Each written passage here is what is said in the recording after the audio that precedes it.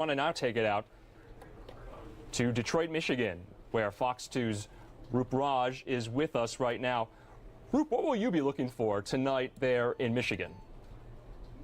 You know, we're going to be looking really closely at a couple different basic voter groups that in 2016 either were ignored completely or were kind of misdirected. So we're talking about a couple different groups here. This is going to be all about women in Michigan, suburban women who in 2016 may have casted their ballots for Donald Trump, the president now, may indeed actually change their vote over and perhaps be clandestine Biden supporters instead. Will that number of suburban voters, the women in these suburbs, added with the number of African-American women in the city of Detroit, will that number actually be big enough to take on the white male vote that in 2016 was able to help put President Donald Trump over the edge? You have to remember, in the state of Michigan, the president won this state by 10,704 votes.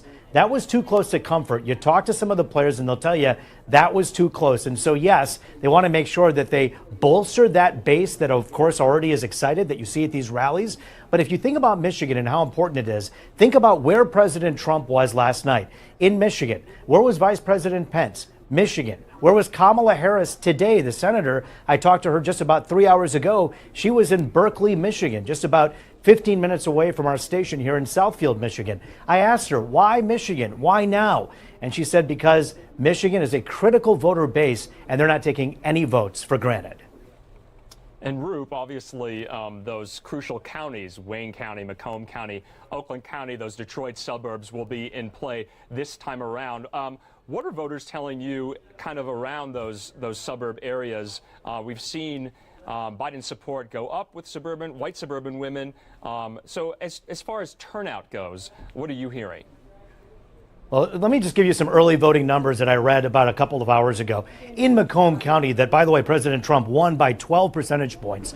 Out of the 260,000 votes that have been counted thus far, that are in right now, we can tell you that there was a good 55,000 people who voted absentee this time that didn't vote at all in 2016. There was another 20+ thousand voters who are between the ages of 17 and 29. So that younger vote going out, that, according to all the pollsters, will tell you it goes in Biden's favor. However, when you take a look at the turnout at these Trump rallies that, of course, have been happening in Macomb County, so many of them, thousands upon thousands of people are vocally saying they're voting for this president here in Michigan. However, it's going to be, again, the quiet voters, the ones who make their voices heard the loudest at the polls, whether it be absentee or tonight by 8 o'clock, that will make a huge difference.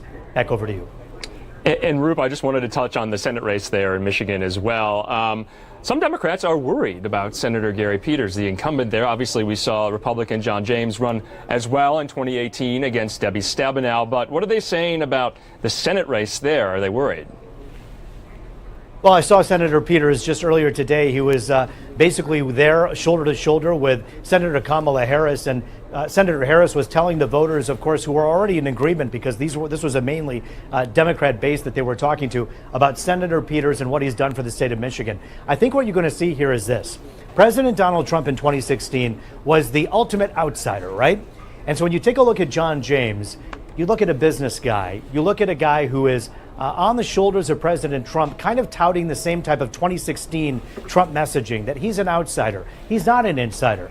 Senator Peters, on the other hand, is the ultimate insider. He's been a senator for many, many years. The question will be whether or not the voters who go out to the polls in those key counties that you talked about will say it's time for a change, or is it time to continue down the road that Senator Peters has brought this state through. At this point, I can tell you right now, there is a great support for Senator Peters in some of the key counties, some of the key areas. However, there is the wild card of John James and the Trump effect from 2016 that many people are fearing. So it's going to be a tight race. I think it's going to be tighter than many Democrats would like to think. It's going to be a tight one, but it'll be certainly interesting to watch how these numbers unfold throughout the night and throughout the next few days.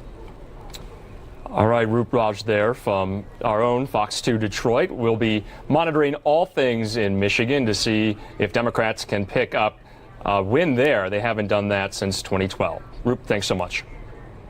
You bet. All right, and like I said, I'm Andrew Kraft with the news now from Fox. We'll be following all these states around the country tonight for election night in these battlegrounds like Michigan, Florida, Arizona, Pennsylvania, Wisconsin, and the like.